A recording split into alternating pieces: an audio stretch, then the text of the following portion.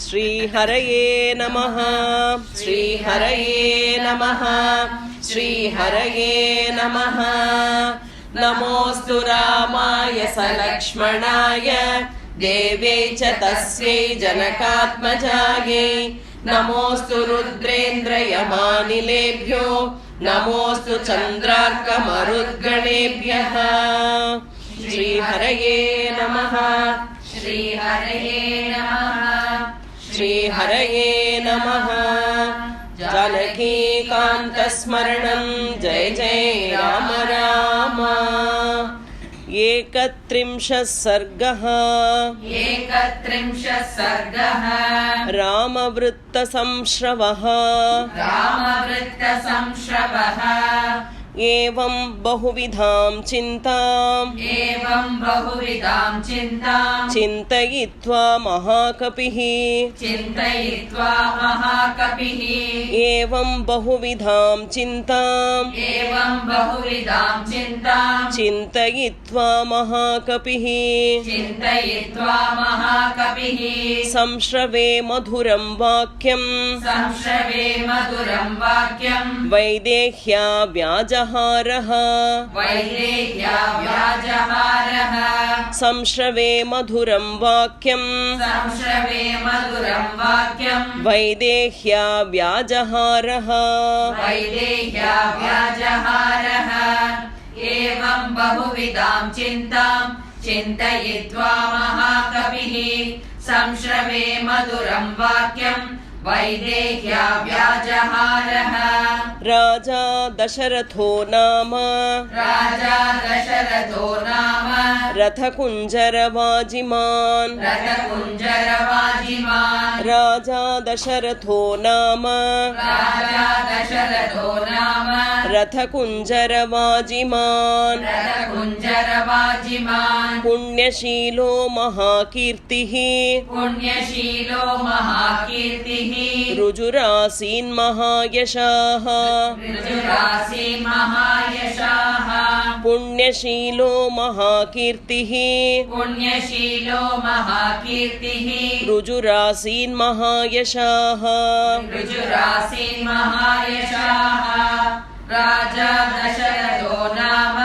रथकुञ्जरवाजिमान् पुण्यशीलो महाकीर्तिः ऋजुरासीन् महायशाः। राजर्षीणां गुणश्रेष्ठः तपसा चर्षिभिः समः राजर्षीणां गुणश्रेष्ठः तपसा चर्षिभिः समः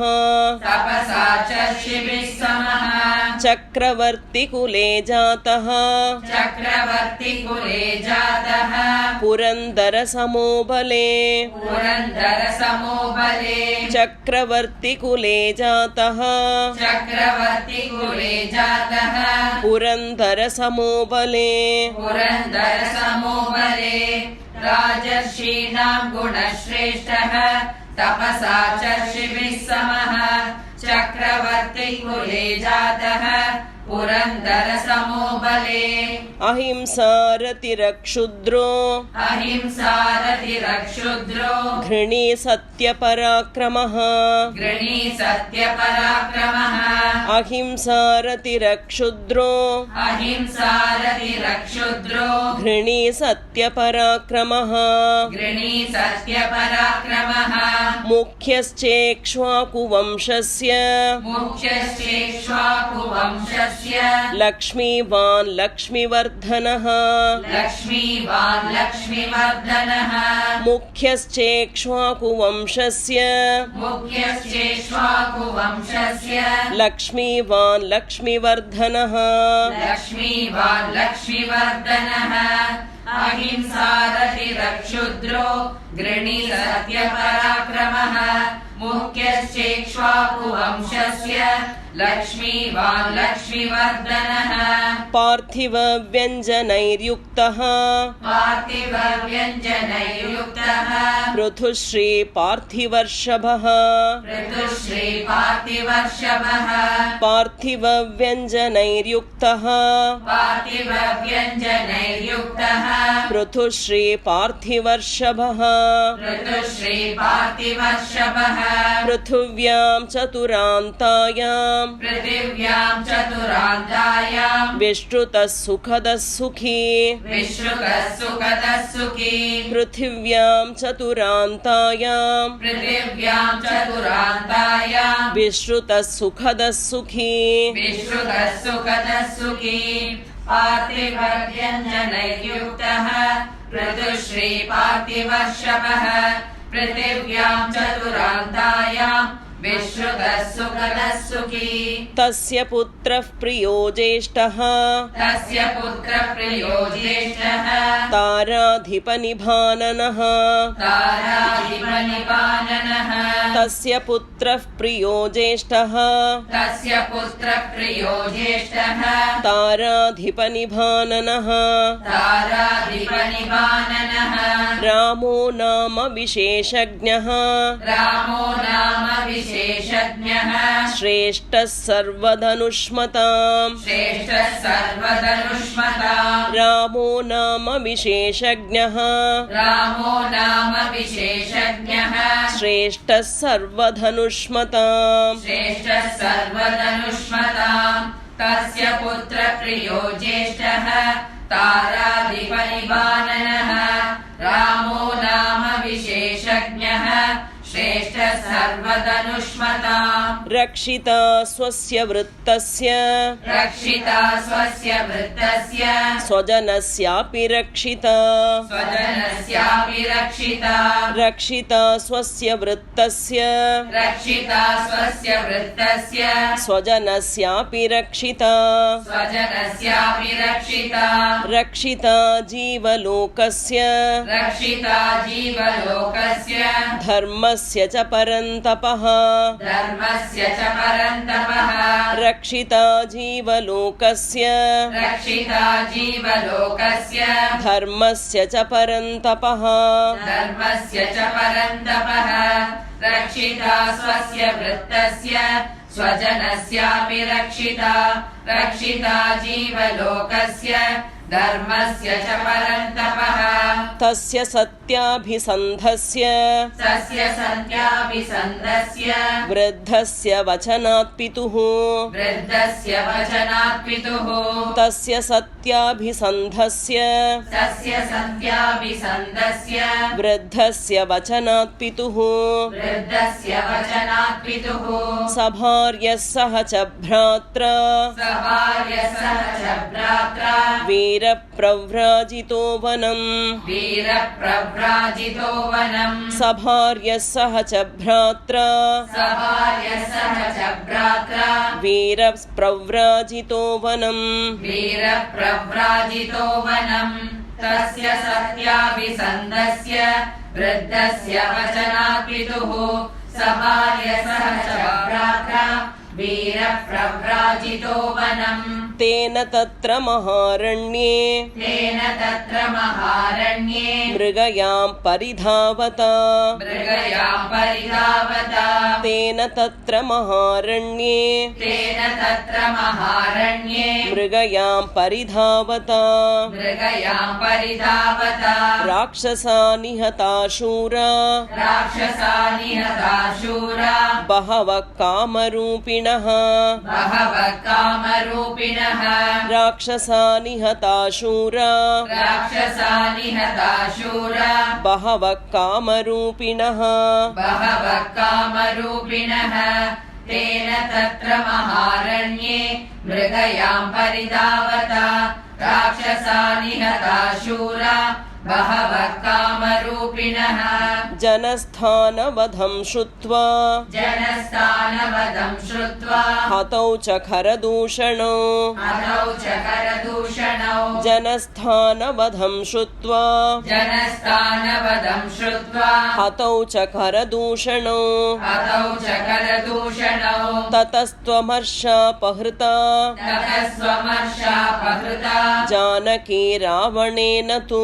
जानकी रावणेन तु ततस्त्वमर्षापहृता ततः स्वमर्षापहृता जानकी रावणेन तु जानकी रावणेन तु जनस्थानवधं श्रुत्वा हतौ च करदूषणौ ततः स्वमर्षापहृता जानकी रावणेन तु वञ्चयित्वा वने रामं वञ्चयित्वा वने रामं मृगरूपेण मायया मृगरूपेण मायया वञ्चयित्वा वने रामं वञ्चयित्वा वने रामं मृगरूपेण मायया मृगरूपेण मायया समार्गमाणस्तां देवीं समार्गमाणस्तां देवीं रामः सीतामनिन्दिताम् रामः सीतामनिन्दिताम् समार्गमाणस्तां देवीं समार्गमाणस्तां देवीं रामः सीतामनिन्दिताम् रामः सीतामनिन्दिताम् वञ्चयित्वा वने रामं मृगरूपेण मायया समागमाणस्तां देवीं रामसीतामनिन्दिताम् आससादवने मित्रम् आससादवने मित्रम् सुग्रीवं नाम वानरम् सुग्रीवं नाम वानरम् आससादवने मित्रम् आससादवने मित्रम् सुग्रीवं नाम वानरम् सुग्रीवं नाम वानरम् ततः सवालिनं हत्वा ततः सवालिनं हत्वा रामः परपुरञ्जयः रामः परपुरञ्जयः ततः सवालिनं हत्वा ततः सवालिनं हत्वा रामः परपुरञ्जयः रामः परपुरञ्जयः आससादवने मित्रम् सुग्रीवं नाम वानरम् ततः सवालिनं हत्वा रामः परपुरञ्जयः प्रायच्छत् कपिराज्यं तत् प्रायच्छत् कपिराज्यं तत् सुग्रीवाय महाबलः सुग्रीवाय महाबलः प्रायच्छत् कपिराज्यं तत् प्रायच्छत् कपिराज्यं तत् सुग्रीवाय महाबलः सुग्रीवाय महाबलः सुग्रीवेणापि सन्दिष्टा सुग्रीवेणापि सन्दिष्टा हरयः कामरूपिणः हरयः कामरूपिणः सुग्रीवेणापि सन्दिष्टा सुग्रीवेणापि सन्दिष्टा हरयः कामरूपिणः हरयः कामरूपिणः प्रायच्छत् कपिराज्यं तत् सुग्रीवाय महाबलः सुग्रीवेणापि सन्दिष्टा हरयः कामरूपिणः दिक्षु सर्वासु तां देवीं दिक्षु सर्वासु तां देवीं विचिन्वन्ति सहस्रशः विचिन्वन्ति सहस्रशः दिक्षु सर्वासु तां देवीं दिक्षु सर्वासु तां देवीं विचिन्वन्ति सहस्रशः विचिन्वन्ति सहस्रशः अहं सम्पाति वचनात् अहं सम्पाति वचनात् शतयोजनमायतम् शतयोजनमायतम् अहं सम्पाति वचनात् अहं सम्पाति वचनात् शतयोजनमायतम् शतयोजनमायतम् दिक्षु सर्वासु तां देवीं विचिन्वन्ति सहस्रशः अहं सम्पाति वचनात् शतयोजनमायतम् अस्या हेतोर्विशालाक्ष्याः अस्या हेतोर्विशालाक्ष्याः सागरं वेगवान् प्लुतः सागरं वेगवान् प्लुतः अस्या हेतोर्विशालाक्ष्याः अस्या हेतोर्विशालाक्ष्याः सागरं वेगवान् प्लुतः सागरं वेगवान् प्लुतः यथा रूपां यथा वर्णां यथा रूपां यथा वर्णां वर्णाम् यथा लक्ष्मीं च निश्चिताम् यथा लक्ष्मीं च निश्चिताम् यथा रूपां यथा वर्णाम् यथा रूपां यथा वर्णाम् यथा लक्ष्मीं च निश्चिताम् यथा लक्ष्मीं च निश्चिताम् अस्या हेतोर्विशालाक्ष्याः सागरं वेगवान् प्लुतः यथा रूपां यथा वर्णां यथा लक्ष्मीं च निश्चिताम् अश्रौषं राघवस्याहम् अश्रौषं राघवस्याहं सेयमासादिता मया सेयमासादिता मया अश्रौषं राघवस्याहम् अश्रौषं राघवस्याहं सेयमासादिता मया सेयमासादिता मया विररामैव मुक्त्वासौ विररामैव मुक्त्वासौ वाचं वानरपुङ्गवः वाचं वानरपुङ्गवः विररामैव मुक्त्वासौ विररामैव मुक्त्वासौ वाचं वानरपुङ्गवः वाचं वानरपुङ्गवः अश्रौषं राघवस्याहं सेयमासादिता मया विररामैव मुक्तासौ वाचं वानरपुङ्गवः जानकी चापि तच्छ्रुत्वा जानकी चापि तच्छ्रुत्वा विस्मयं परमं गता विस्मयं परमं गता जानकी चापि तच्छ्रुत्वा जानकी चापि तच्छ्रुत्वा विस्मयं परमं गता विस्मयं परमं गता ततः सा वक्रकेशान्ता ततः सा वक्रकेशान्ता सुकेशी केशसंवृतम् सुकेशी केशसंवृतम् ततः सा वक्रकेशान्ता ततः सा वक्रकेशान्ता सुकेशी केशसंवृतम् सुकेशी केशसंवृतम् उन्नम्य वदनं भीरुः उन्नम्य वदनं भीरुः शिंशपामन्ववैक्षत शिंशपामन्ववैक्षत उन्नम्य वदनं भीरुः उन्नम्य वदनं भीरुः शिंशपामन्ववैक्षत शिंशपामन्ववैक्षत जानकी चापि तच्छ्रुत्वा विस्मयं परमं गता ततः सा वक्रकेशान्ता सुकेशी केशसंवृतम् उन्नम्य वदनं भीरुः शिंशपामन्ववैक्षत निशम्य सीता वचनं कपेश्च निशम्य सीता वचनं कपेश्च निशम्य सीता वचनं कपेश्च निशम्य सीता वचनं कपेश्च दिशश्च सर्वा प्रदिशश्च वीक्ष्य दिशश्च सर्वा प्रदिशश्च वीक्ष्य दिशश्च सर्वा प्रतिशश्च वीक्ष्य दिशश्च सर्वा प्रदिशश्च वीक्ष्य स्वयं प्रहर्षं परमं जगाम स्वयं प्रहर्षं परमं जगाम स्वयं प्रहर्षं परमं जगाम स्वयं प्रहर्षं परमं जगाम सर्वात्मना राममनुस्मरन्ति सर्वात्मना राममनुस्मरन्ति सर्वात्मना राममनुस्मरन्ति सर्वात्मना राममनुस्मरन्ति निशम्य सीता वचनं कपेश्च दिशश्च सर्वा प्रदिशश्च वीक्ष्य स्वयं प्रहर्षं परमं जगाम सर्वात्मना राममनुस्मरन्ति सातिर्यगूर्ध्वं च तथाप्यधस्तान् सातिर्यगूर्ध्वं च तथाप्यधस्तात् सातिर्यगूर्ध्वं च तथाप्यधस्तात् सातिर्यगूर्ध्वं च तथाप्यधस्तात् निरीक्ष्यमाणा तमचिन्त्य बुद्धिं निरीक्ष्यमाणा तमचिन्त्य बुद्धिं निरीक्ष्यमाणा तमचिन्त्य बुद्धिं निरीक्ष्यमाणा तमचिन्त्य बुद्धिं ददर्श पिङ्गाधिपतेरमात्यं ददर्श पिङ्गाधिपतेरमात्यं ददर्श पिङ्गाधिपतेरमात्यं ददर्श पिङ्गाधिपतेरमात्यं वातात्मजं सूर्यमिवोदयस्थं वातात्मजं सूर्यमिवोदयस्थं वातात्मजं सूर्यमिवोदयस्थं वातात्मजं सूर्यमिवोदयस्थं साधीर्यगूर्ध्वं च तथाप्यधस्तान् निरीक्ष्यमाणा तमचिन्त्य बुद्धिम् ददर्श पिङ्गाधिपतेरमाद्यम् वातात्मजम् सूर्यमिवोदयस्तम् इत्यार्षे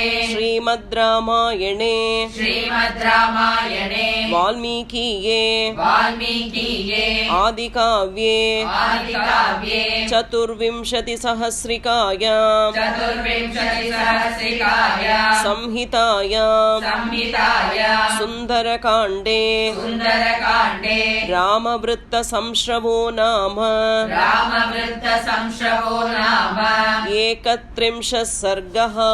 एकत्रिंशः सर्गः। श्रीहरये नमः। श्रीहरये नमः। श्रीहरये नमः। जानकीकान्तस्मरणं जय जय राम